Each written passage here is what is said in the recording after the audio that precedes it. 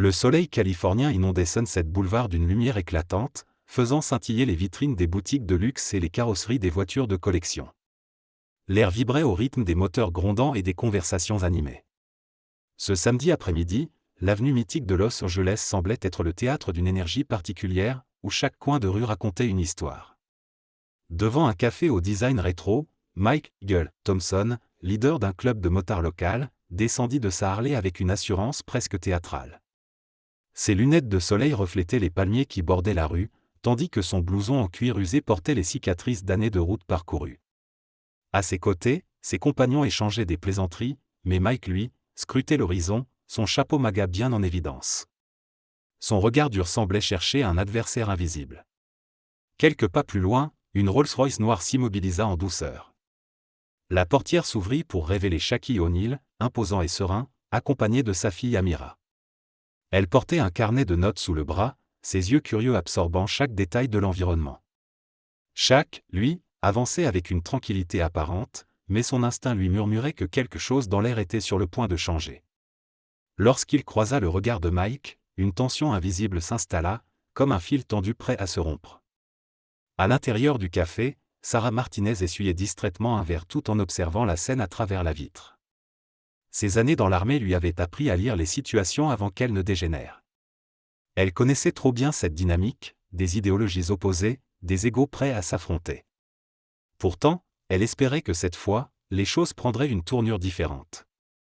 Non loin, Alex Johnson, jeune officier de police en patrouille, remarqua l'échange silencieux entre les deux hommes. Il accéléra le pas, conscient que son uniforme ne le protégerait pas des complexités raciales et sociales qui imprégnaient chaque interaction à Los Angeles. Mais avant qu'il ne puisse intervenir, un cri enfantin perça l'atmosphère tendue. Timmy, un garçonnet aux yeux pleins d'admiration, courait déjà vers Shaq, son ballon de basket à la main. Ce moment suspendu, baigné par la lumière dorée du soleil, marquait le début d'un récit où chaque personnage, avec ses propres luttes et espoirs, allait devoir confronter ses certitudes. Une histoire où les apparences allaient être mises à l'épreuve, et où la vérité se dévoilerait dans les nuances.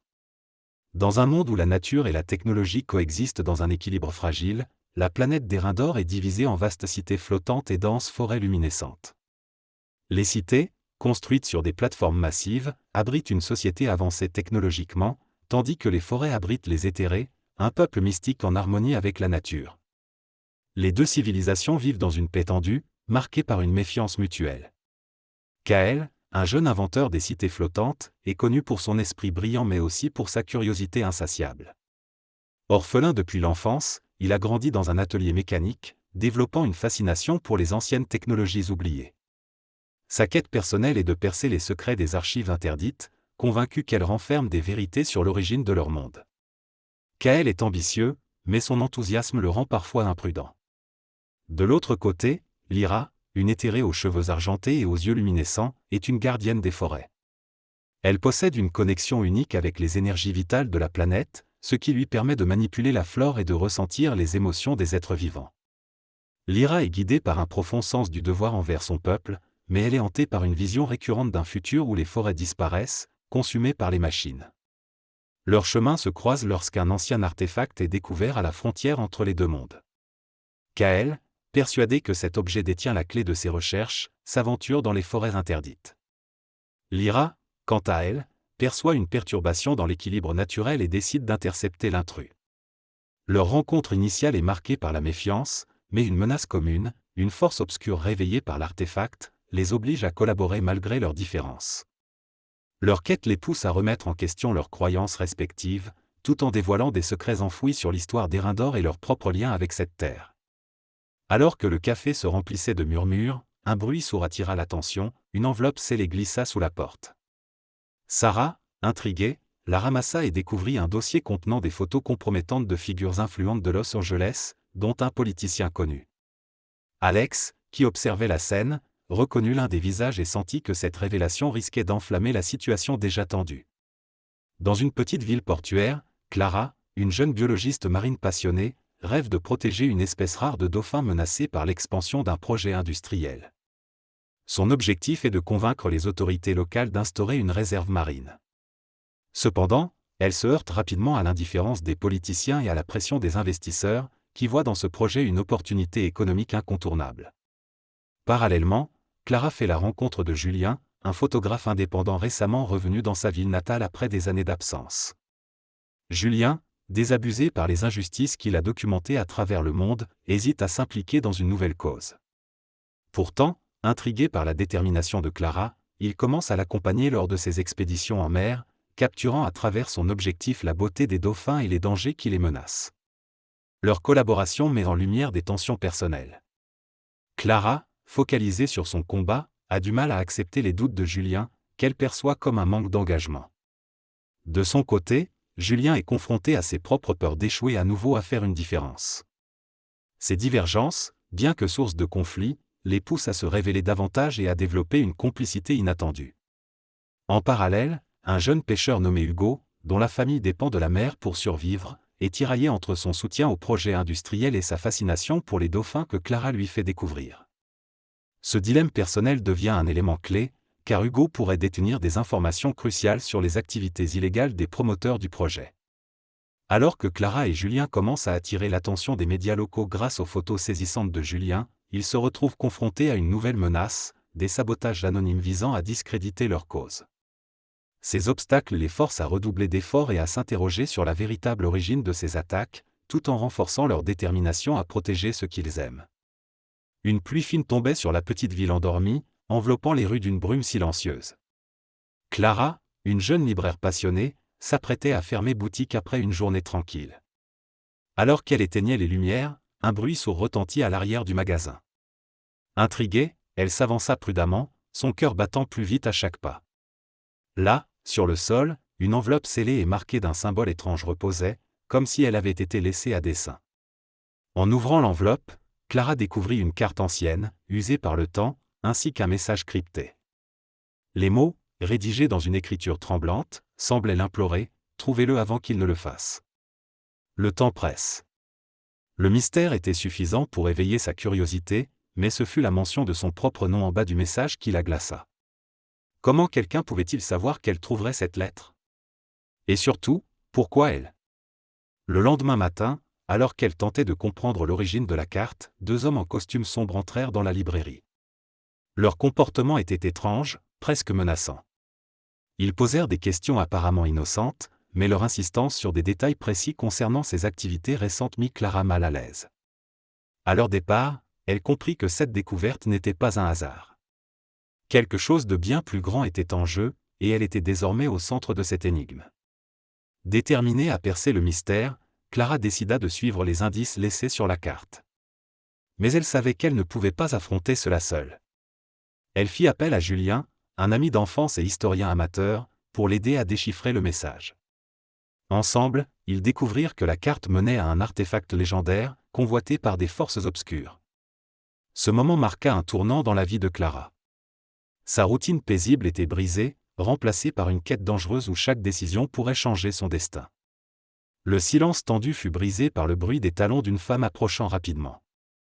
Une avocate renommée, Claire Dupont, 42 ans, d'origine franco-américaine, sortait d'un bureau voisin après une réunion. En voyant la scène, elle s'arrêta, son instinct juridique immédiatement en alerte. Elle connaissait bien les tensions qui pouvaient éclater dans ce genre de situation et savait que quelques mots mal placés pouvaient tout enflammer. Non loin de là, un food truck proposant des tacos fusion mexicains et coréens attirait une petite foule. Le chef, Jin Park, 38 ans, un immigré sud-coréen passionné par la cuisine de rue, observait discrètement la scène tout en servant ses clients. Il avait appris à éviter les conflits, mais quelque chose dans l'atmosphère le poussait à rester attentif, comme si une tempête se préparait. À l'intérieur du café, Sarah, toujours derrière son comptoir, échangea un regard inquiet avec son barista, Malik, un étudiant en arts visuels qui travaillait à temps partiel. Malik, 24 ans, avait grandi dans un quartier difficile de Los Angeles et voyait dans cette confrontation un miroir des injustices qu'il avait souvent vécues. Il posa doucement la tasse qu'il tenait, prêt à intervenir si nécessaire. Pendant ce temps, Alex, l'officier de police, accéléra le pas. Il remarqua un autre détail, une femme âgée, assise sur un banc à proximité, regardait la scène avec une expression de peur. Elle tenait fermement son sac à main, comme si elle s'attendait à ce que la situation dégénère. Alex sentit la pression de son rôle peser lourdement sur ses épaules, conscient que chaque geste de sa part serait scruté. Amira, toujours aux côtés de son père, sortit discrètement son téléphone pour filmer, une habitude qu'elle avait développée en tant que future journaliste. Elle savait que capturer ces moments pouvait faire la différence, mais elle espérait secrètement que cette fois, les choses pourraient se résoudre pacifiquement. Dans l'air chaud de l'après-midi, une tension électrique semblait s'intensifier. Les regards échangés, les gestes retenus, et les pensées non dites formaient une toile complexe d'émotions et de motivations. Le Sunset Boulevard, témoin silencieux de tant d'histoires, semblait retenir son souffle. Le silence tendu fut brisé par un bruit de verre cassé à l'intérieur du café. Sarah, derrière le comptoir, venait de laisser tomber une tasse en observant la scène à l'extérieur. Elle se précipita pour ramasser les morceaux, mais son esprit était ailleurs. Les souvenirs de son service en Afghanistan refirent surface, des moments où elle avait dû gérer des situations explosives entre des groupes opposés. Elle savait que l'escalade était imminente si personne n'intervenait. Dehors, Amira fit un pas en avant, ses yeux brûlants de colère. « Vous pensez que ce chapeau représente la grandeur, mais tout ce que je vois, c'est de la division, lança-t-elle à Mike, sa voix tremblante mais ferme. Shaq posa une main sur l'épaule de sa fille, tentant de la calmer. « Amira, ce n'est pas le moment, murmura-t-il, bien qu'il sentît lui-même la tension monter en lui. Mike esquissa un sourire narquois, mais ce sourire s'effaça lorsqu'il aperçut Alex, l'officier de police, s'approcher. « Ah, voilà le bras de la loi, dit-il d'un ton sarcastique. Vous allez nous dire quoi faire maintenant? Ou bien vous êtes là juste pour surveiller les grands ?» Alex, bien que jeune, avait appris à garder son sang-froid. Mais les mots de Mike réveillèrent en lui des souvenirs douloureux de sa propre enfance, marqués par des injustices. Pendant ce temps, Timmy, toujours planté devant Shaq, tenait son carnet d'autographes avec espoir. « Monsieur O'Neill, vous êtes mon héros, dit-il innocemment, ignorant la tension qui l'entourait. Ce simple commentaire sembla ramener Shaq à la réalité. Il s'agenouilla pour signer le carnet, offrant un sourire chaleureux au garçon. « Merci, petit.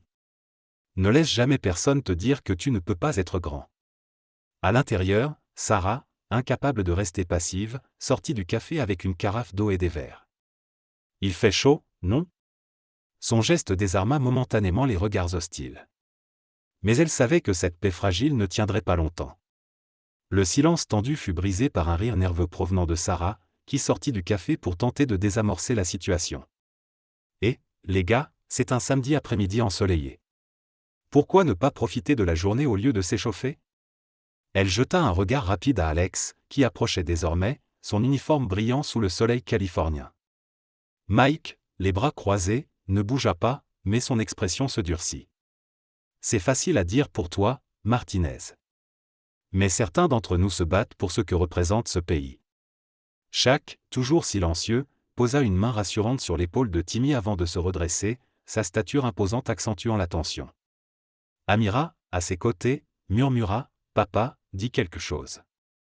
Ne les laisse pas te provoquer. » Le regard de Shaq se posa sur Mike, puis sur Sarah, et enfin sur Alex, qui était maintenant à quelques pas.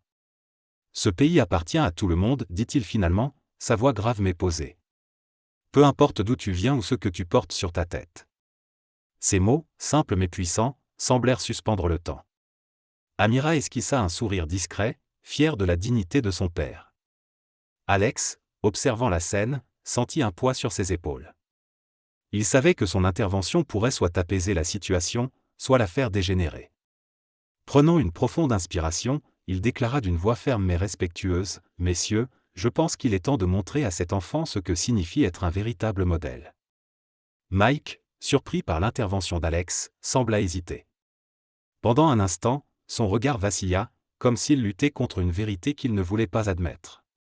Sarah, voyant une ouverture, ajouta, « Peut-être que ce garçon mérite de voir que les adultes peuvent être meilleurs que ça. » Le soleil continuait de briller intensément, comme un projecteur sur cette scène où des choix cruciaux allaient être faits. Le silence tendu fut brisé par un rire nerveux venant de Sarah, qui sortit du café pour tenter de désamorcer la situation. « Messieurs, c'est un samedi après-midi ensoleillé. Pourquoi ne pas profiter de cette belle journée au lieu de s'attirer des ennuis ?» Elle jeta un regard appuyé à Mike, espérant qu'il comprendrait le message. Amira, toujours sur ses gardes, s'avança légèrement vers son père. « Papa, ce n'est pas le moment. On n'a rien à prouver à personne, murmura-t-elle, sa voix tremblant légèrement. Shaq hocha la tête, mais son regard restait fixé sur Mike, comme s'il cherchait à lire au-delà des provocations. Pendant ce temps, Alex accéléra le pas, son badge brillant sous le soleil. Il savait qu'une mauvaise décision pourrait enflammer la situation. Il posa une main sur sa radio, prêt à appeler des renforts si nécessaire, mais hésita. Pas tout de suite, pensa-t-il. Peut-être que je peux gérer ça sans escalade. Mike, voyant l'attention portée sur lui, esquissa un sourire narquois. Relax, tout le monde. Je voulais juste voir si le grand homme ici avait encore son sens de l'humour, dit-il en haussant les épaules, mais son ton trahissait une pointe de défi. Derrière lui, ses compagnons motards échangèrent des regards, certains mal à l'aise, d'autres amusés. Tout à coup, Timmy, toujours debout devant Shaq, leva son carnet d'autographes. « Monsieur O'Neill, vous êtes mon héros. Vous pouvez signer, s'il vous plaît ?» Shaq s'accroupit lentement, son expression se radoucissant. « Bien sûr, petit, répondit-il, prenant le carnet. Ce simple geste sembla dissiper une partie de la tension. Cependant, alors que tout le monde pensait que la situation s'apaisait, un des motards murmura quelque chose à Mike, trop bas pour être entendu par les autres. Mike fronça les sourcils, son regard devenant plus sombre. Sarah, qui observait attentivement, sentit que quelque chose se tramait. Elle échangea un regard inquiet avec Alex, qui hocha imperceptiblement la tête, prêt à intervenir si les choses dégénéraient. Le silence tendu fut brisé par le bruit d'une chaise raclant le sol à l'intérieur du café. Sarah, les bras croisés, observait la scène à travers la grande baille vitrée. Son instinct lui disait que l'escalade était imminente, mais son expérience lui rappelait que parfois, une intervention calculée pouvait désamorcer une situation explosive. Elle attrapa un plateau et sortit calmement, prétextant offrir de l'eau fraîche aux deux camps. Amira, quant à elle, sentit son cœur s'accélérer. Elle savait que son père, bien qu'habitué aux confrontations, portait le poids de son statut public. Elle sortit discrètement son téléphone, prête à enregistrer si les choses dégénéraient. Mais au fond d'elle, une petite voix la poussait à intervenir, à dire quelque chose qui pourrait changer la dynamique. Pourtant, les mots lui manquaient. De l'autre côté de la rue, Alex accéléra le pas. Il avait vu trop de situations similaires se terminer en chaos. Mais en tant que jeune officier, il savait que chaque geste qu'il ferait serait scruté, jugé, et potentiellement mal interprété. Il posa la main sur sa radio, hésitant à appeler du renfort, tout en se demandant si son uniforme suffirait à calmer les esprits ou au contraire, à les enflammer davantage. Mike, lui, ne bougea pas. Son sourire provocateur masquait une certaine nervosité. Il n'avait pas prévu que la scène attirerait autant d'attention. Ses compagnons motards, silencieux, attendaient un signal de sa part. Mais au fond, même Mike ne savait pas jusqu'où il était prêt à aller. Une partie de lui se demandait si ce face-à-face valait vraiment le coup. Soudain, Timmy, toujours planté devant Shaq, leva une carte de basket à l'effigie de l'ancien joueur. « S'il vous plaît, monsieur O'Neill ?» Ce geste innocent sembla suspendre le temps. Les regards se croisèrent, et une tension différente s'installa, plus complexe, plus humaine. La question qui flottait dans l'air n'était plus seulement celle de la confrontation, mais celle de ce qu'ils allaient choisir de faire, ici et maintenant, sous le soleil éclatant de Los Angeles. Le silence tendu fut brisé par le rire innocent de Timmy, qui leva son carnet vers Shaq, les yeux brillants d'admiration. Shaq, touché par la spontanéité du garçon, s'agenouilla pour signer l'autographe, ignorant délibérément la provocation de Mike. Ce geste simple mais puissant désamorça une partie de la tension, attirant l'attention de Sarah, qui sortit du café pour intervenir. « Messieurs, Sunset Boulevard a vu assez de conflits pour une vie, dit-elle fermement, son ton empreint d'autorité. Si vous voulez discuter, faites-le comme des adultes, pas comme des caricatures de vous-même. » Son intervention surprit tout le monde, y compris Mike, qui sentit son assurance vaciller face à cette femme déterminée. Pendant ce temps, Alex, arrivé à quelques pas de la scène, observa avec prudence. Il choisit de ne pas intervenir immédiatement, préférant laisser les civils gérer la situation. Cependant, son regard croisa celui d'Amira, qui, avec une voix calme mais chargée d'émotion, s'adressa directement à Mike. « Mon père a passé sa vie à inspirer les gens, peu importe leur couleur ou leurs opinions. Et vous ? Que faites-vous pour unir au lieu de diviser ?» Mike, déstabilisé par ces paroles, détourna les yeux. Le murmure des passants, qui s'étaient rassemblés pour observer, semblait peser sur ses épaules. Finalement, il retira son chapeau MAGA, le tenant dans ses mains comme un symbole de réflexion. Peut-être qu'on a tous des choses à apprendre, murmura-t-il, presque pour lui-même. Le soleil continuait de briller sur Sunset Boulevard, alors que Shaq, Amira, Sarah et Alex échangeaient un regard de compréhension silencieuse. Timmy, ravi de son autographe, courut vers sa mère, insouciant des tensions qu'il avait contribué à apaiser. Cette journée, un simple samedi après-midi ensoleillé, marqua un tournant. Elle rappela à tous que le véritable courage réside dans la capacité à écouter, à changer et à tendre la main, même face aux différences. Que ferez-vous pour encourager le dialogue et l'unité dans votre propre communauté? Le silence s'installa, lourd mais porteur d'une possibilité. Shaq, toujours imposant, s'agenouilla doucement pour signer le ballon de Timmy, son sourire chaleureux dissipant la tension. Ce geste simple, empreint d'humanité, fit vaciller l'assurance de Mike. Amira, observant son père, sentit une fierté immense monter en elle. Elle comprit que le véritable courage résidait dans la retenue et le respect, même face à la provocation. Mike, de son côté, baissa les yeux un instant, troublé par la scène. Il se souvenait de son propre fils, qu'il n'avait pas vu depuis des années, et d'une époque où il croyait encore en des valeurs plus nobles. Sarah, depuis la fenêtre du café, vit cette hésitation et décida d'agir. Elle sortit et invita tout le monde à entrer, offrant un espace neutre pour désamorcer la situation. Ici, on sert tout le monde. Pas de politique, juste des gens, dit-elle avec fermeté. Alex, qui avait observé la scène à distance, rangea son talkie-walkie. Il comprit que son intervention n'était pas nécessaire. Ce moment, bien qu'anodin pour certains, représentait une petite victoire. Il s'approcha tout de même pour saluer Shaq, un héros de son enfance, et échangea quelques mots avec Mike, tentant de briser la glace. Les deux hommes, bien que différents, trouvèrent un terrain d'entente dans leur amour pour les motos. Alors que le soleil déclinait sur Sunset Boulevard, chacun repartit avec un poids un peu plus léger. Mike, en silence, retira son chapeau MAGA avant de remettre son casque. Amira, inspirée, commença à rédiger un article sur l'importance du dialogue face aux divisions. Sarah, dans son café, sentit renaître l'espoir d'un avenir plus solidaire. Et Timmy, serrant son ballon signé, repartit avec une histoire qu'il raconterait à ses amis pendant des années. Ce samedi après-midi ensoleillé, sous les palmiers de Los Angeles, ne changea pas le monde, mais il rappela à tous que les petits gestes peuvent ouvrir la voie à de grandes transformations. Et vous, que ferez-vous pour construire des ponts là où il y a des murs?